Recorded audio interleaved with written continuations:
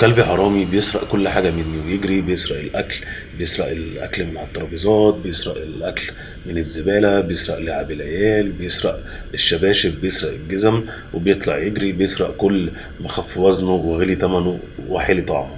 وكل ما اجري وراه علشان اجيب اللي سرقه بيقطع نفسي ويقعد يجري لحد ما قفشه في الاخر واقوم مزعق له ومعاقبه. اسمح لي اقول لك الحقيقه المره، انت كده مش بتحل الموضوع، انت كده بتزوده وبتعقده اكتر. جري ورا الكلب بيخليه يستحلى اللعبة، ولو انت بتمسكه بتضربه كل مرة ياخد حاجة، كل اللي انت بتعلمه له ان المرة اللي بعديها يجري اسرع واسرع واسرع.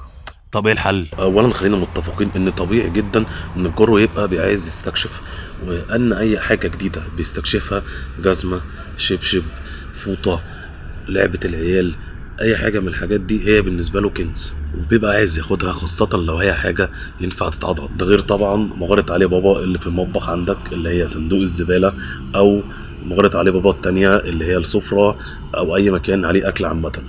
اول ما جارك بياخد حاجة تقوم انت جاري عليه ومزعق، يوم هو ساعتها عارف ان ده اخرك، وتبدا المطارده العظيمه. كلب صغير وسريع وعلى 4 رجلين وحجمه صغير، ويقعد بقى ياخد منك غرز ويقعد يخش فيك في كباري وتجري وتزنقه وهو يزنقك وتقعدوا تجروا ورا بعض لحد ما يخش حته ضيقه ما تعرفش تجيبه فتفقد الامل.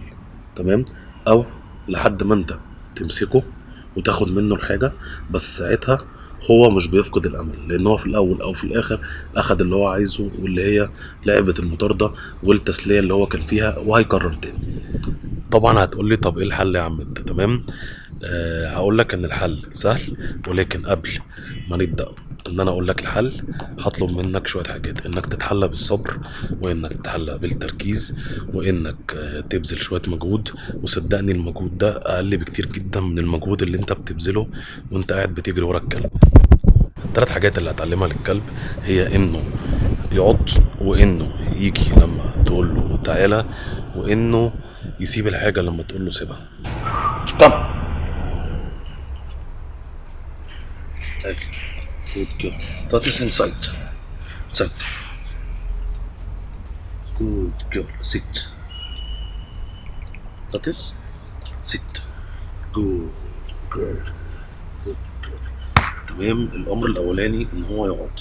تمام. انا شايف ان الامر ده عامل زي الفرامل بالظبط. الكلب بيبقى بيجري. تمام. خلاص اقعد. الكلب بيبقى اقعد يلا. الكلب بيبقى بيجري. تمام.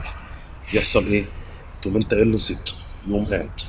هو عادة متعود ان هو لما بيقعد ايه اللي بيحصل؟ انك انت بتيجي وتكافئه، فهي في ساعتها بتنفع جدا. تمام. بالنسبة للامر التاني اللي هو سيب، ده احسن حاجة في الدنيا. ده طبعا احنا في مرات تانية هنتكلم عنه بالتفصيل، ولكن ده احسن حاجة في الدنيا ان هو اصلا يبقى متعلم ان هو ماسك الحاجة انت عايزه يسيب، خلاص هيسيب.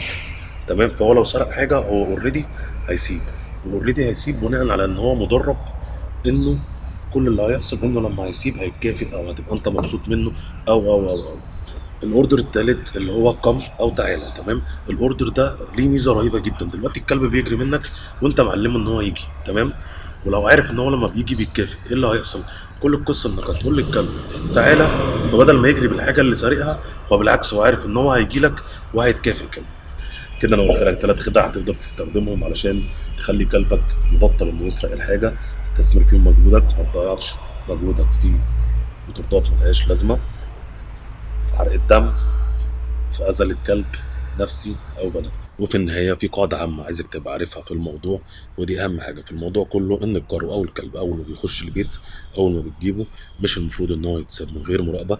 مش المفروض ان هو نقول لا احنا هنسيبه وهو مش هيبوظ. لا، مفيش الكلام ده خالص. انت لازم تبقى مراقبه كويس. الاوقات اللي انت مش عارف تراقبه فيها او مش موجود فيها، ما تحطش قدامه مغريات، ما تسيبلوش شباشب وجزم وحاجات حلوه واكل وكده لحد ما اتعلمه.